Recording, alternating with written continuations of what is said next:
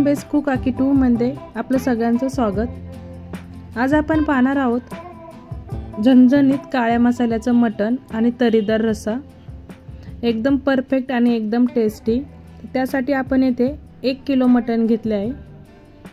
त्यासाठी आपण येथे खडा मीठ वापरणार आहोत, कारण नॉनव्हेज साठी खडा मिठाने छान अशी टेस्ट येते नॉनव्हेजला। चिकन मटण असेल तर 1.5 चमचा हळद,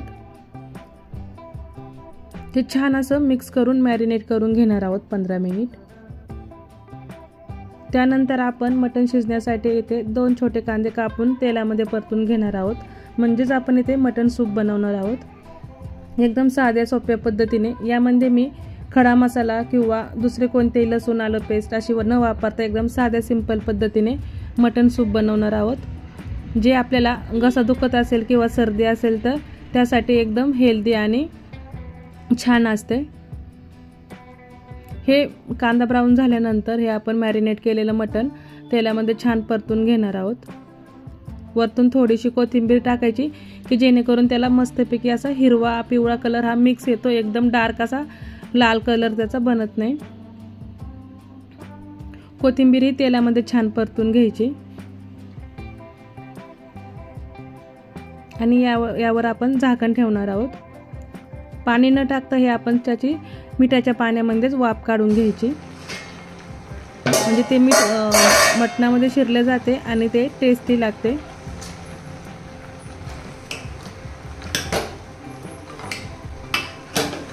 हे छान असं मिक्स करून घ्यायचे।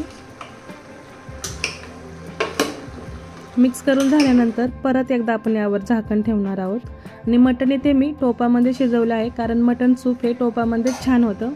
कुकर मध्ये जर केलं तर ते पातळ होते आणि त्याची टेस्ट अशी एवढी परफेक्ट लागत नाही, पण जर ह्या टोपामध्ये आपण मटण सूप बनवलं तर टेस्ट छान लागते।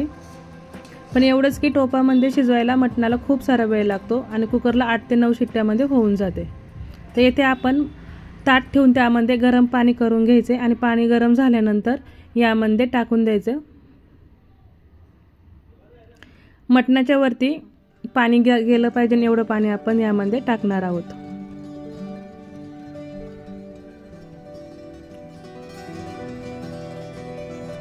मस्त असा कलर आला आहे एकदम, आणि ह्या पद्धतीने केलं तर तुम्हाला नक्कीच आवडेल। तुम्ही या पद्धतीने सूप नक्की ट्राय करून पहा।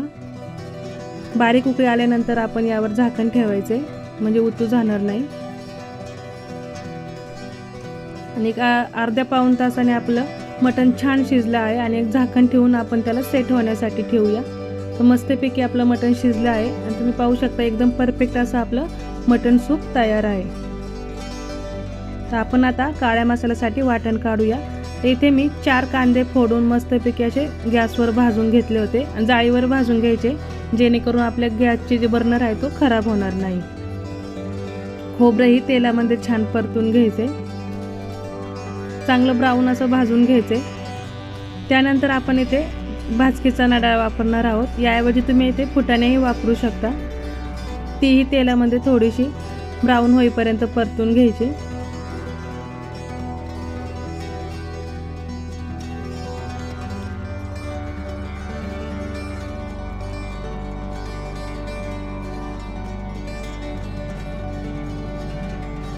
फुटाणा डाळ परतून झाल्यानंतर आपण यामध्ये जे कांदे भाजले होते ते परत तेलामध्ये थोडेसे परतून घ्यायचे आणि जे त्याची साल जी काळपट झाली होती त्या साईड ते तेलामध्ये छान परतून घ्यायचे। त्याचे काळे साल ते अजिबात काढायचे नाही। अशा पद्धतीने तुम्ही जर मटणाचा रस्सा केला तर आपण गावाला चुलीवर जसा मटणाचा रस्सा बनवतो तसा परफेक्ट असा रस्सा बनला जातो। आणि इथे 1 चमचा मी खसखस टाकली आहे। मटणासाठी खसखस टाकली तर खूप छान टेस्ट येते। तर आपण अशा प्रकारे हे सर्व मसाले काढून घेतले आहे। खोबरे, कोथिंबीर, आलं, कांदा, लसूण, भाजकी डाळ आणि धना पावडर आणि थोडीशी जिरा पावडर। तर हे मिक्सरला छान वाटून घ्यायचे आणि तेलामध्ये इथे मी घरचा काळा मसाला, मटण मसाला आणि कांदा लसूण हे 3 मसाले वापरले होते, पण ते शूट करताना माझ्याकडून शूट झालं नाही, म्हणून डायरेक्ट तुम्हाला इथे मी मसाला परतताना दाखवते। आणि वाटलेला मसाला आपण तो तेलामध्ये छान परतून घ्यायचा। वरून थोडीशी मी लाल मिरची पावडर टाकली आहे आणि मसाल्याला तेल सुटेपर्यंत हे छान असं परतून घेणार आहोत।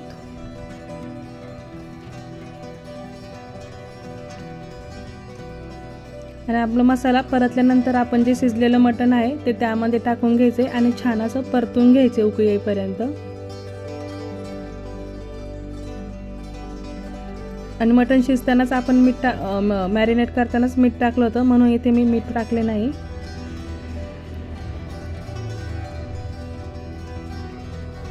यानंतर आपण यामध्ये पाणी गरम करूनच टाकायचे, त्यामुळे आपल्या रस्स्याला छान अशी तरी येते आणि ती पटकन उकळली जाते।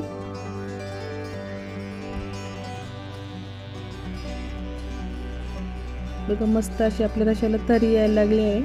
जर तुम्हाला सुक्क मसाल्याचं मटण हवं असेल तर तुम्ही ह्या स्टेपला पाणी ॲड न करताही आपण बारीक गॅसवर हे उकळून तुम्ही घेऊ शकता।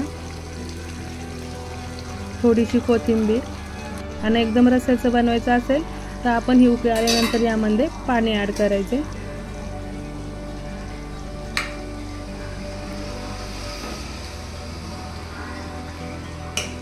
पण असा मटणाचा रस्सा आणि बाजरीची भाकरी मस्त लागते खायला। आणि मटणाचा रस्सा किंवा चिकन नॉनव्हेजचा रस्सा हा जास्त दाटसर नाही तर भाकरी बरोबर तो पातळ छान लागतो। अशी दाटसर ग्रेव्ही बरोबर तो म्हणजे एवढी छान लागत नाही।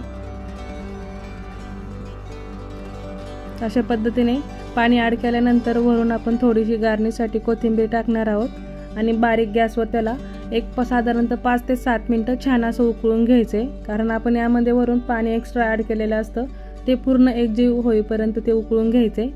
आणि सगळं छान एकत्र असं मिक्स झाल्यावर मटण छान उकळलं जातं आणि एकदम भारी टेस्ट लागते। अशा प्रकारे आपण 5 ते 7 मिनिटं आपण मटण बारीक गॅसवर छान उकळून घेणार आहोत।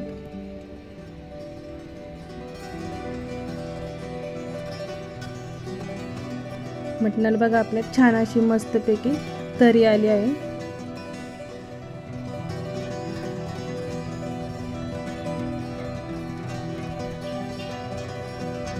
पाच ते 7 मिनिटांनंतर आपण गॅस बंद करायचा आणि झाकण ठेवायचं किंवा थोडेसे 5 मिनिटं लगेच गरम केल्या भाजी वाढायला घ्यायची नाही, कारण त्याचे जो तरीचा रस्सा असतो तो सेट होण्यासाठी 5 मिनिटं साधारणतः लागतात। तर जेवढी थंड होते तेवढी ती तरी आपली बरोबर अशी सेट होते आणि 5 मिनिटांनंतर परत आपण तो रस्सा वाढू शकतो किंवा आपण ही भाजी सर्व करू शकतो।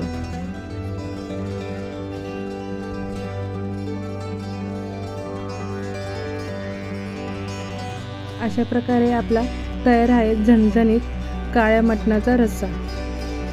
एकदम मस्त बघा अशी चॉकलेटी अशी त्याला तरी आली आहे, एकदम मस्त।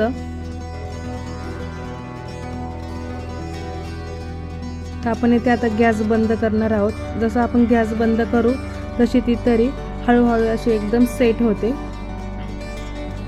आणि मस्त असा तरीवाला रस्सा तयार होतो। तुम्हाला ही आपली रेसिपी कशी वाटली कमेंट बॉक्समध्ये नक्की सांगा आणि आपल्या चॅनलला लाईक, शेअर आणि सबस्क्राईब नक्की करा।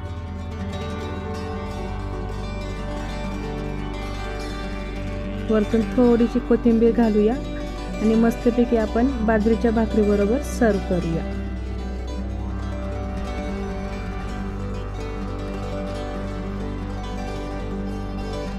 सर्व करताना परत गॅस चालू केला तरी काही हरकत नाही, मस्तपैकी ती तरी अशीच तयार राहते।